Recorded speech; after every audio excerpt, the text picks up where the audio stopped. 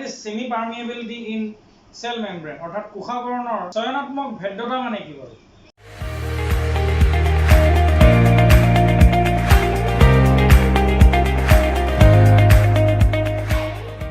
নমস্কাৰ ছাত্ৰ-ছাত্ৰীসকল, মই অম্প্ৰকাশ ছাত্ৰে তোমালোকক স্বাগতম জনাইছো আমাৰ ইউটিউব চেনেল দ্য লাৰ্নিং ট্ৰীলৈ। আজি মই তোমালোকৰ বাবে লৈ আহিছো নৱম শ্ৰেণীৰ জীৱৰ মৌলিক একক দ্য ফাণ্ডামেণ্টেল ইউনিট অফ লাইফৰ সেকেন্ড পাৰ্ট 2 নম্বৰ পাৰ্টটো। এতিয়া কোষ কি, কোষ শব্দটো ক'ৰ পৰা আহিছে, কোষ কেনেকৈ উৎপত্তি হৈছিল মানে কোষৰ আৱিষ্কাৰ কোনে কৰিছিল, কোষৰ লগত জড়িত সম্পূৰ্ণ আৰম্ভণিখিনি ইন্ট্ৰডাকশ্যনটো মই তোমালোকৰ পুৰণি ভিডিঅ'টোত আগৰ যিটো পাৰ্ট 1 ভিডিঅ' আছিল সেই ভিডিঅ'টোত মই দি উঠিছো। গতিকে সেইটো চাবলৈ তোমালোকে প্লেলিষ্টত ক্লিক কৰি ক্লাছ 9 সায়েন্স নামৰ যিটো প্লেলিষ্ট আছে তাত গৈ পেলাই তোমালোকে সেই ভিডিঅ'টো চাই ল'বা। তেনেহ'লে তাৰ পিছৰ পৰা আমি আৰম্ভ কৰিছো। এতিয়া কোষৰ কি কি ভাগ আছে বাৰু? গতিকে এই সেলস কেইবা ধৰণৰ আছে। তোমালোকে আগৰ পূৰ্বৰ কিছুমান ক্লাছত পাই আহিছা প্ৰতিষ্ঠা ৰাজ্য, মনেৰা ৰাজ্য, নহয় জানো? এইবোৰ পূৰ্বৰ যিবোৰ সেলৰ আৰম্ভণি মানে কোষৰ আৰম্ভণি যেতিয়া ঘটিছিল, আমাৰ পৃথিৱীত যেতিয়া কোষৰ আৰম্ভণি ঘটিছিল, যেতিয়া জৈৱিক পদাৰ্থৰ মৌলসমূহ লগ লাগি বিভিন্ন মৌলসমূহ লগ লাগি জৈৱিক পদাৰ্থ ফৰ্ম কৰিছিল, গঠন কৰিছিল, তেনেকেই প্ৰথম কোষৰ আৰম্ভণি ঘটিছিল। তোমালোকে জানানে সেই কোষত প্ৰথম নিৰ্দিষ্ট কোষ কেন্দ্ৰ নাছিল। গতিকে সেই কোষ কেন্দ্ৰ নিৰ্দিষ্ট ৰূপত থকাৰ ওপৰত ভিত্তি কৰি কোষসমূহক প্ৰধানকৈ দুটা ভাগত বিভক্ত কৰা হৈছে। এটা হৈছে ইংৰাজীত ক'লে প্ৰকাৰিঅটছ আৰু ইউকাৰিঅটছ। তাৰমানে এটা হৈছে প্ৰকোষ কেন্দ্ৰীয় কোষ, আনটো হৈছে সংকোষ কেন্দ্ৰীয় কোষ। এতিয়া প্ৰকোষ কেন্দ্ৰীয় কোষ মানে কোনবিলাক হ'ব? বেক্টেৰিয়া হ'ব বা অন্যান্য মনেৰা ৰাজ্যত থকা কিছুমান ভাইৰাছ হওক, কিছুমান অনুজীৱ, নহয় জানো? এতিয়া ইণ্টাৰেষ্টিং কথা হ'ল সেই প্ৰকাৰিঅটছ বিলাকত কিন্তু মানে সেই প্ৰকোষ কেন্দ্ৰীয় কোষ বিলাকত কিন্তু সেল ৱাল অৰ্থাৎ কোষ বেৰ তোমালোকে পৰৱৰ্তী পৰ্যায়ত পাবাগৈ। কোষ বেৰ থাকে, যিটো উদ্ভিদ দেহত যিবিলাক কোষ থাকে সেইবিলাকত পোৱা যায়। কোষ বেৰ থকা যিবোৰ কোষ হয় সেইবোৰ যথেষ্ট ৰিজিড হয়, যথেষ্ট কঠিন হয়।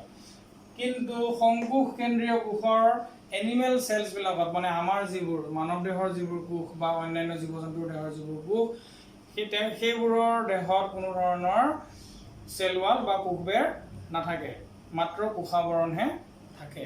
গতিকে সংকোষ কেন্দ্ৰীয় কোষৰ ভাগবোৰ এনেকুৱা প্লেন্ট সেল আৰু এনিমেল সেল, নহয় জানো? তোমালোকে গম পালা কোষ কি প্ৰকাৰ আছে। মই তোমালোকক ক'লো সংকোষ কেন্দ্ৰীয় কোষ, প্ৰকোষ কেন্দ্ৰীয় কোষ, নহয় জানো? এতিয়া সংকোষ কেন্দ্ৰীয় কোষ বা প্ৰকোষ কেন্দ্ৰীয় কোষ কিহৰ ওপৰত ভিত্তি কৰি হৈছে? মই তোমালোকক কৈছিলো নিৰ্দিষ্ট কোষকেন্দ্ৰৰ ওপৰত ভিত্তি কৰি, মানে ডেফিনিট নিউক্লিয়াছৰ ওপৰত ভিত্তি কৰি এই দুটা ভাগ কৰা হৈছে। প্ৰকাৰিঅটিক সেল এটা কেনেকুৱা? বেক্টেৰিয়েল সেল যিবিলাক হয়, বেক্টেৰিয়াৰ যিবিলাক কোষ সেইবিলাকক প্ৰকাৰিঅটিক সেল বুলি কোৱা হয়। বেক্টেৰিয়াৰ যিটো এনেকুৱা এটা কোষ থাকে, এই সেলটোত এইখন হ'ল সেল ৱাল থাকে, বেক্টেৰিয়েল সেলত সেল ৱাল থাকে আৰু তাৰ ভিতৰত কোনো নিৰ্দিষ্ট ধৰণৰ কোষ কেন্দ্ৰ নাথাকে। তোমালোকৰ কিতাপত বেক্টেৰিয়েল সেল এটা ছবি দিয়া আছে। ইয়াত তোমালোকৰ কোনো ধৰণৰ নিউক্লিয়াছ নাথাকে, তাৰ সলনি তোমালোকৰ থাকে নিউক্লিয়ইড। আৰু তাৰ উপৰিও আৰু এটা বস্তু থাকে, সেইটো তোমালোকে পৰৱৰ্তী পৰ্যায়ত মই বুজাওঁতে কৈ যাম। ৰাইব'জম বুলি এটা বস্তু থাকে, ৰাইব'জম। এইটো প্ৰাণী কোষতো থাকে আৰু ইয়াৰ লগতে প্ৰাণী কোষত লাইচ'জম বুলি এটা বস্তু থাকে। কিন্তু প্ৰাথমিক লেভেলত বেক্টেৰিয়েল সেলটো এটা প্ৰাইমেৰী লেভেলৰ এটা সেল হয়। তাৰ পৰা লাহে লাহে বিকশিত হৈ ক্ৰমাৎ প্ৰাণী কোষ আৰু উদ্ভিদ কোষ এনেকৈ বেলেগ বেলেগ কোষৰ সৃষ্টি হৈছে। এতিয়া এইটো আছিল প্ৰকোষ কেন্দ্ৰীয় কোষ। এতিয়া সংকোষ কেন্দ্ৰীয় কোষ এটাত কি কি কোষ অংগাণু থাকে সেই বিষয়ে আমি আলোচনা কৰিম। এতিয়া কোষ বুজাবলৈ যাওঁতে মই তোমালোকক কোষৰ আৱৰণ এখনৰ কথা ক'ব লাগিব। কোষ এটা বুজাবলৈ যাওঁতে প্ৰথম আমি কোষ এখন আৱৰণ পাম। এইটো উদ্ভিদ কোষেই হওক বা প্ৰাণী কোষেই হওক, দুয়োটাতে কোষাবৰণ এখন আমি প্ৰথমতে পাম, সেল। এতিয়া এই সেল মেমব্ৰেনখনৰ উপৰিও সেল ৱাল থাকিব, এইফালে বাহিৰৰ ফালে এনেকুৱা সেল ৱাল এখন থাকিব যিখন তুলনামূলকভাৱে বেছি কঠিন হয়। সেইখন কিন্তু প্ৰাণী দেহত দেখিবলৈ পোৱা নাযায়, প্ৰাণী দেহৰ কোষত দেখিবলৈ পোৱা নাযায়, সেইবিলাক উদ্ভিদ দেহৰ কোষবিলাকত দেখিবলৈ পোৱা যায়। যেনে জাইলেম কোষ বা ফ্লোয়েম কোষ এইবিলাকত এনেকুৱা ধৰণৰ সেল ৱাল দেখা পোৱা যায়। এতিয়া সেল ৱাল হৈছে সেল মেমব্ৰেনতকৈ তুলনামূলকভাৱে কম্পেৰেটিভলি বেছি ৰিজিড, মানে কিছু পৰিমাণে কঠিন হয়। আৰু সেল মেমব্ৰেনৰ যিটো পাৰ্মিএবিলিটি, মই তোমালোকক কৈছিলো পাৰ্মিএবিলিটি পাৰ্মিয়েবিলিটি মানে যিটো ভেদ্যতা, তাৰমানে পাৰ্মিয়েবিলিটি বুলি ক'লে তোমালোকে সহজতে বুজিবলৈ গ'লে এনেকুৱা হ'ব, কোনো এখন চামনিৰ মাজেৰে যদি বাহিৰৰ পৰা পদাৰ্থ, বিজতৰীয়া পদাৰ্থ, বাহিৰৰ পৰা যদি বিজতৰীয়া পদাৰ্থ বা বিভিন্ন ধৰণৰ প্ৰয়োজনীয় পদাৰ্থ যদি পাৰ হৈ যাব পাৰে, তেতিয়াহ'লে সেইখনক পাৰ্মিয়েবল মেমব্ৰেন বুলি কোৱা হয় বা সম্পূৰ্ণ ভেদ্য আৱৰণ বা পূৰ্ণ ভেদ্য আৱৰণ বুলি কোৱা হয়। আৰু যদি সেমি পাৰ্মিয়েবল বুলি কওঁ বা চয়নাত্মকভাৱে ভেদ্য আৱৰণ বুলি কওঁ, যিখন আমি চেল মেমব্ৰেনখন অৰ্থাৎ কোষাৱৰণখন বুলি আমি পাইছোঁ, তোমালোকৰ কিতাপতে আছে, সেমি পাৰ্মিয়েবল মেমব্ৰেন বা চয়নাত্মকভাৱে ভেদ্য আৱৰণ, অৰ্থাৎ তাত কিছু পৰিমাণে কিছুমান দৰকাৰী বস্তুৰ বাহিৰে আন অদৰকাৰী বস্তুসমূহ পাৰ হৈ যাব নোৱাৰে, এই গোটেই প্ৰক্ৰিয়াটো। আৰু চেল ৱাল কিন্তু তুলনামূলকভাৱে কম ভেদ্য, মানে কম্পেৰেটিভলি লেছ পাৰ্মিয়েবল হয়, কাৰণ চেল মেমব্ৰেনখন হৈছে ইলাষ্টিক ইন নেচাৰ, মানে সংকোচন আৰু প্ৰসাৰণ ঘটিব পাৰে বা অলপ বহল হৈ যাব পাৰে আৰু আগৰ অৱস্থালৈ ঘূৰি আহিব পাৰে, কিন্তু চেল ৱালখন তেনেকুৱা হ'ব নোৱাৰে। এই সেমি পাৰ্মিয়েবিলিটি বা পাৰ্মিয়েবিলিটিৰ কথা ক'বলৈ গ'লে আমি ব্যাপন প্ৰক্ৰিয়াৰ কথা ক'ব লাগিব। ব্যাপন বা আশ্ৰিতি দুটা বেলেগ বেলেগ ধৰণৰ প্ৰক্ৰিয়া, কিন্তু দুটা প্ৰক্ৰিয়াৰ মাজত সম্পৰ্ক আছে। এতিয়া ব্যাপন বুলি ক'লে আমি বুজিব লাগিব ডিফিউজন, বা আশ্ৰিতি বুলি ক'লে আমি অসমোচিছৰ কথা বুজিব লাগিব। এতিয়া এইটো এটা কোষ, উদ্ভিদ কোষ বা প্ৰাণী কোষ যিকোনো হ'ব পাৰে। এই কোষৰ ভিতৰত কাৰ্বন ডাই অক্সাইড আছে আৰু এই কোষৰ বাহিৰতো কাৰ্বন ডাই অক্সাইড আছে। এতিয়া এই বাহিৰত থকা কাৰ্বন ডাই অক্সাইডৰ পৰিমাণ যদি বেছি হয় আৰু ভিতৰত থকা কাৰ্বন ডাই অক্সাইডৰ পৰিমাণ যদি কম হয়, ধৰি লোৱা ভিতৰত 1 মোল কাৰ্বন ডাই অক্সাইড বা 2 মোল কাৰ্বন ডাই অক্সাইড আছে, মোল বুজি পাইছানে? মোল এটা আয়তন জোখা একক। এতিয়া যদি কাৰ্বন ডাই অক্সাইড 1 মোল আছে মানে কম পৰিমাণে 1 গ্ৰাম বুলি ধৰিব পাৰা, আৰু বাহিৰত যদি সাপোজ 2 মোল বা 2 গ্ৰাম ধৰি লোৱা যদি আছে, তাৰ মানে এইটো নিশ্চিত যে এই ভিতৰৰ পৰা কাৰ্বন ডাই অক্সাইড বাহিৰলৈ ওলাই আহিব এই সেমি পাৰ্মিয়েবিলিটি ধৰ্মটো ব্যৱহাৰ কৰি। অৰ্থাৎ নিম্ন গাঢ়তাৰ পৰা উচ্চ গাঢ়তালৈ এই কাৰ্বন ডাই অক্সাইডৰ চলাচল ঘটিব, আৰু এই প্ৰক্ৰিয়াটোকে ব্যাপন প্ৰক্ৰিয়া বুলি কোৱা হয়। আৰু এই ব্যাপন প্ৰক্ৰিয়াৰ জৰিয়তে কোষৰ বাহিৰৰ পৰা ভিতৰলৈ বা কোষৰ ভিতৰৰ পৰা বাহিৰলৈ পদাৰ্থসমূহৰ আদান প্ৰদান ঘটে। ইয়াৰ উপৰিও কিছুমান তোমাৰ কিতাপত আছে হাইপাৰটনিক, হাইপোটনিক আৰু আইসোটনিক, এনেকুৱা তিনি ধৰণৰ আছে। হাইপাৰটনিক, আইসোটনিক আৰু হাইপোটনিক। হাইপাৰটনিক মানে হৈছে কোষটোৰ ওপৰত তুমি ধৰি লোৱা এইটো কোষৰ ভিতৰত থকা পদাৰ্থৰ গাঢ়তা যদি বাহিৰতকৈ বেছি হয়, তেতিয়াহ'লে কি হ'ব? বাহিৰৰ পৰা কোষৰ ভিতৰলৈ চলাচল হ'ব, বস্তুৰ চলাচল হ'ব আশ্ৰিতি প্ৰক্ৰিয়া বা ব্যাপন প্ৰক্ৰিয়া। তেতিয়াহ'লে সেইটো যিটো দ্ৰৱ তাৰ মাজেৰে পাৰ হৈ যাব, চিলেক্টিভলি পাৰ্মিয়েবল মেমব্ৰেনখন যিখন আছিলে, চিলেক্টিভলি পাৰ্মিয়েবিলিটি যিটো আছিলে, সেই চিলেক্টিভলি পাৰ্মিয়েবল মেমব্ৰেনখন অৰ্থাৎ কোষাৱৰণখনেৰে হাইপাৰটনিক সলিউশনবিলাক কোষৰ ভিতৰলৈ সোমাই যায়। আৰু আইসোটনিক হ'লে কেনেকুৱা? কোষৰ ভিতৰতো এটা বস্তু সমানে আছে আৰু কোষৰ বাহিৰতো এটা বস্তু সমান পৰিমাণে আছে, অৰ্থাৎ সেই দুয়োটা বস্তুৰ যিহেতু পৰিমাণ সমান, গতিকে সেই দুয়োটা বস্তুৰ মাজত কোনো ধৰণৰ চলাচল নঘটে, অৰ্থাৎ কোষাৱৰণৰ বাহিৰৰ বস্তু আৰু কোষাৱৰণৰ ভিতৰৰ বস্তু মাজত চলাচল বন্ধ হয়। গতিকে যিটো সলিউশন হৈ থাকে সেই সময়ত যিটো সমসত্ব মিশ্ৰ গঠন হয়, সেইটো আইসোটনিক সলিউশন বুলি কোৱা হয় বা সমসাৰী বুলি কোৱা হয়। অপসাৰী, অভিসাৰী আৰু অপসাৰী, সমসাৰী আৰু অভিসাৰী। এতিয়া হাইপোটনিক মানে অভিসাৰী, মই বুজি পাইছা? অভিসাৰী মানে কি? ভিতৰলৈ আহে, অপসাৰী মানে বাহিৰলৈ ওলাই যায়, আৰু সমসাৰী মানে একে লেভেলতে থাকে। বুজি পাইছা আশা কৰা, নহয় জানো? আৰু মই যেতিয়া তোমালোকক কৈ আছিলো কোষাৱৰণখন নমনীয় হয়, নমনীয় মানে তোমাৰ কেনেকুৱা হয়? ইলাষ্টিক হয়, মই কৈছিলোৱে। সেইখন তোমাৰ যিকোনো ধৰণৰ আকাৰ এটা ল'ব পাৰে এটা নিৰ্দিষ্ট লিমিটলৈকে। এতিয়া সেইকাৰণে কোষাৱৰণখন গঠিত হয় প্ৰটিন আৰু লিপিডেৰে। লিপিড মানে ফেট, এক প্ৰকাৰৰ ফেট। লিপিড আৰু প্ৰটিনেৰে গঠিতভাৱে কোষাৱৰণখন যথেষ্ট পৰিমাণৰ নমনীয় হয়, কিন্তু কোষাৱৰণখনতকৈ কোষবেৰখন কিন্তু যথেষ্ট কঠিন হয়। আৰু এই কোষাৱৰণখন নমনীয় হোৱাৰ বাবেই বাহিৰৰ পৰা যিকোনো বস্তুসমূহ এনগাল্ফ কৰিব পাৰে এই কোষাৱৰণখনৰ জৰিয়তে। কোষ এটা এনগাল্ফ মানে গিলিব পাৰে বাহিৰৰ পৰা পোনে পোনে ব্যাপন প্ৰক্ৰিয়াৰ সহায়েৰে আৰু এই এনগালফিং যিটো প্ৰচেছ সেইটোকে এণ্ডোসাইটোসিস বুলি কোৱা হয়। এণ্ডোসাইটোসিস মানে অন্তঃকোষীয় ভক্ষণ, মানে কোষৰ ভিতৰতে যিটো কোষে ভক্ষণ কৰা যিটো ক্ষমতা বা যিটো নিয়ম সেইটোকে বা যিটো প্ৰক্ৰিয়া সেইটোকে এণ্ডোসাইটোসিস বুলি কোৱা হয় আৰু এনগালফিং কৰা বুলি কোৱা হয়। এতিয়া কোষাবৰণৰ কথা তোমালোকে যথেষ্টখিনি জানিলা। ইয়াৰ পিছতে আমি জানিব লাগিব কোষ বেৰৰ কথা।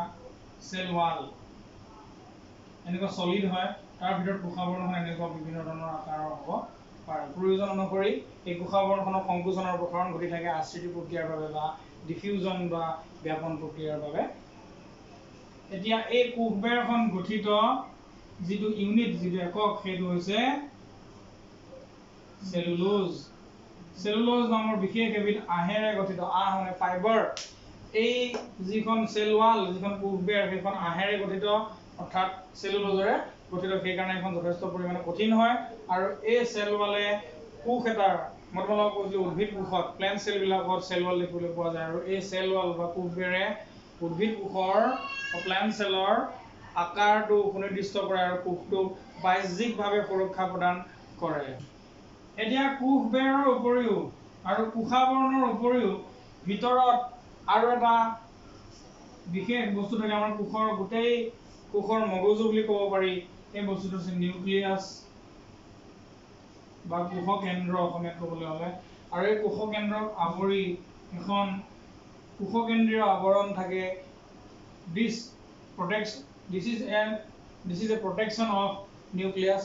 নিউক্লিয়াছটোক প্ৰটেকশ্যন দিবলৈ এই কোষাবৰণ নহয় কোষকেন্দ্ৰীয় আৱৰণখন থাকে। এইখনকে নিউক্লিয়াৰ মেমব্ৰেন বুলিও কোৱা হয়। আৰু এই কোষকেন্দ্ৰটোতে এবিধ বস্তু থাকে, এইটোকে ক্ৰমোজম বুলি কোৱা হয়। ক্ৰমোজম, আৰু এই ক্ৰমোজমৰ ভিতৰতে ডিএনএ দেখিবলৈ পোৱা যায়। ডিএনএ তোমালোকে জানা, ডিঅক্সি ৰাইবোনিউক্লিক এচিড। এতিয়া কোষৰ ভিতৰত থকা কোষ কেন্দ্ৰৰ ভিতৰত থকা ক্ৰমোজমক বংশগতিৰ বাহক বুলি কোৱা হয়। আৰু এই ক্ৰমোজমে যে বংশগতি বহন কৰে, এই ক্ৰমোজমে বংশগতি বহন কৰিবৰ বাবে এবিধ বিশেষ ডাবল হেলিকেল ডিজাইন বুলি কয় ডিএনএ বুলি তোমালোকক মই ইতিমধ্যে কৈছোঁ। এই ডিএনএ এই ভূমিকাত এই ক্ষেত্ৰত প্ৰত্যক্ষ ভূমিকা গ্ৰহণ কৰে। ডিএনএৰ যিটো ডিজাইন এনেকুৱা ধৰণৰ ডিজাইন হয়, এইটোকে ডাবল হেলিক্স ডিজাইন বুলি কোৱা হয়। এনেকুৱা জখলাৰ নিচিনা অকোৱা পকোৱা ত্ৰিমাত্ৰিকভাৱে সজ্জিত এডাল জখলাৰ নিচিনা এটা ডিএনএ হয়। এই ডিএনএ হৈছে আমাৰ বিভিন্ন চাৰিত্ৰিক বৈশিষ্ট্যসমূহৰ বাহক, বংশগতিৰ বাহক বুলি কোৱা হয়। এইটোকে ডিএনএ অৰ্থাৎ ডিঅক্সি ৰাইবোনিউক্লিক এচিড বুলি কয়। ডিঅক্সি ৰাইবোনিউক্লিক এচিড বা ডিঅক্সি ৰাইবোনিউক্লিক এচিড সমগ্ৰ ডিএনএ বুলি কোৱা হয়। এই ডিএনএ বিলাক প্ৰথম অৱস্থাত যেতিয়া কোষটো বিভাজিত নহয়, যেতিয়া when the cell does not fuse, যেতিয়া ফিউজ নহয়, দুটা সেলৰ মাজত সংযোজন নহয়, ফিউজন নহয়, তেতিয়ালৈকে এই ডিএনএটো ক্ৰোমেটিন হিচাপে জনা যায়। ক্ৰোমেটিন হিচাপে থাকে, ক্ৰোমেটিন হিচাপে থাকে। আৰু এই ডিএনএ ডাবল হেলিক্স বিলাকৰ মাজতে কাৰ্বন থাকে আৰু CTA cytosine thymine adenine guanine CTAG guanine cytosine thymine adenine আৰু গুয়েনিন এইবিলাক থাকে। এনেকুৱা ধৰণৰ কাৰ্বনৰ বান্ধনি কিছুমান দেখিবলৈ পোৱা যায়। আৰু এই ডিএনএৰ কাৰ্যকৰী এককবিলাককে জিন বুলি কোৱা হয়। তোমালোকে প্ৰায় এটা শব্দ শুনিছা জিন, বা ইয়াৰ পৰা genetic engineering, genetic science, genetics বংশগতিৰ যিটো আৰম্ভণি জেনেসিস, এই গোটেই শব্দবিলাকৰ আৰম্ভণিটো হৈছে জিন। আৰু এই জিনেই হৈছে ডিএনএৰ কাৰ্যকৰী একক বা এই জিনেই হৈছে আমাৰ বংশগতিৰ বাহক। আৰু এই ক্ৰোমেটিন যিবিলাক কৈছিলোঁ মই, ডিএনএ বিলাক প্ৰথম অৱস্থাত ক্ৰোমেটিন দ্ৰব্য হিচাপে সঞ্চিত হৈ থাকে আৰু এইবিলাক ফাইব্ৰাছ ইন নেচাৰ, অহিয়া আহ হিচাপে থাকে। আৰু এনেকে জুট বান্ধি এনেকে হেলিকেল সাপৰ দৰে পকোৱা পকোৱাকৈ থাকে। সেইকাৰণে ইয়াকে ডাবল হেলিকেল ডিজাইন বুলি কোৱা হয় বা ডিএনএ ডাবল হেলিক্স বুলি কোৱা হয়। আৰু এই হেলিক্স বিলাক কাৰ্যক্ৰমত ক্ৰোমেটিন বিলাক ভাঙি ক্ৰোমেটিড হয় আৰু এনেকৈ ভাঙি ডিএনএ এনেকুৱা এটা এটা টুকুৰা হয়। এনেকুৱা এই দুডাল হেলিক্সৰ পৰা এনেকুৱা দুটা দুটা টুকুৰা হ'ব। এইটো যদি এক্স ডিএনএ এইটো x1 এইটো x2 তেনেকে আকৌ y1 y2 দুটা বেলেগ ডিএনএৰ পৰা দুটা এনেকৈ ভাগ হ'ব দুটা টুকুৰা সিঙ্গল হেলিক্স হ'ব এই সিঙ্গল হেলিক্স দুটাৰ মাজত আকৌ ফিউজন হ'ব এনেকৈ মাকৰ বৈশিষ্ট্য সন্তানতা দেখিবলৈ পোৱা যায় বা দেউতাকৰ বৈশিষ্ট্য সন্তানতা দেখিবলৈ পোৱা যায় এই গোটেই বস্তুখিনিৰ আৰতে থকা এই গোটেই বস্তুটোৱে হৈছে জিনৰ এতিয়া কোষাবৰণ তোমালোকে পাইছিলে কোষাবৰণৰ ভিতৰত থাকে প্ৰোটোপ্লাজম বা সাইটোপ্লাজম ঠিক তেনেকে কোষ কেন্দ্ৰৰ ভিতৰত থাকে নিউক্লিক এসিড বা এই নিউক্লিক এসিডটোকে নিউক্লিয়ইড বুলি কোৱা হয় এটা তোমালোকে দুটা শব্দ পাইছিলা প্ৰকাৰিওটছ আৰু ইউকাৰিওটছ প্ৰকোষ কেন্দ্ৰীয় আৰু সংকোষ কেন্দ্ৰীয় এটা প্ৰকাৰিওটছ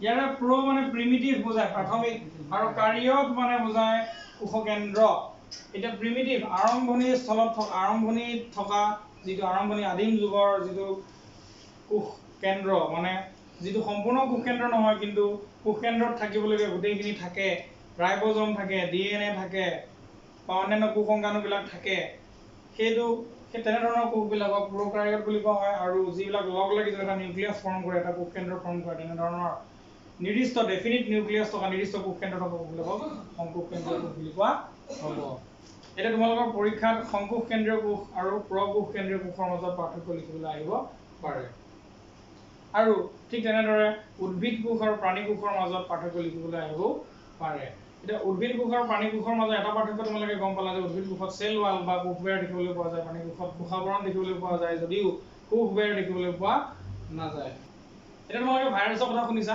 ভাইৰাছ কি বাৰু এটা ভাইৰাছৰ বিষয়ে তোমালোকে জানা নহয় জানো কিন্তু ভাইৰাছৰ এটা নিৰ্দিষ্ট গুণ আছে ভাইৰাছক তুমি জীৱ বুলিও আখ্যা দিব নোৱাৰা আৰু ভাইৰাছক ঠিক জ্বৰ বুলি তুমি ক'ব নোৱাৰা তাৰমানে ভাইৰাছ ঠিক জীৱও নহয় ঠিক জ্বৰো নহয় এটা মধ্যস্থলত থকা বস্তু তাৰমানে কেনেকুৱা ধৰণৰ এতিয়া আমাৰ যিটো জেনেৰেল এটা কোষ এটা সাধাৰণ কোষ স্বাভাৱিক কোষ ভাইৰাছৰ কোনো নিজস্ব আৱৰণি নাথাকে এটা কোনো নিৰ্দিষ্ট মেমব্ৰেন ভাইৰাছৰ নাথাকে ভাইৰাছৰ এটা আকাৰ থাকে কিন্তু ভাইৰাছৰ এটা মেমব্ৰেন নাথাকে এটা নিৰ্দিষ্ট আৱৰণি নাথাকে সেই কাৰণে ভাইৰাছ যেতিয়ালৈকে কোনো জীৱৰ দেহত মানে প্ৰৱেশ নকৰে তেতিয়ালৈকে সি কিন্তু বংশ বিস্তাৰো কৰিব নোৱাৰে আৰু তেতিয়ালৈকে সি কিন্তু জীৱৰ দৰে লৰচৰ কৰিব নোৱাৰে বা তেতিয়ালৈকে সি জ্বৰৰ দৰে কিছুমান গুণাগুণহে দেখুৱায় অৰ্থাৎ তেতিয়ালৈকে আমি ভাইৰাছক জীৱ বুলি ক'ব নোৱাৰো সঠিককৈ ক'ব নোৱাৰো কিন্তু যেতিয়াই জীৱৰ দেহত সি প্ৰৱেশ কৰে তেতিয়া সি তাৰ কোষ অংগাণুসমূহৰ বিস্তাৰ কৰে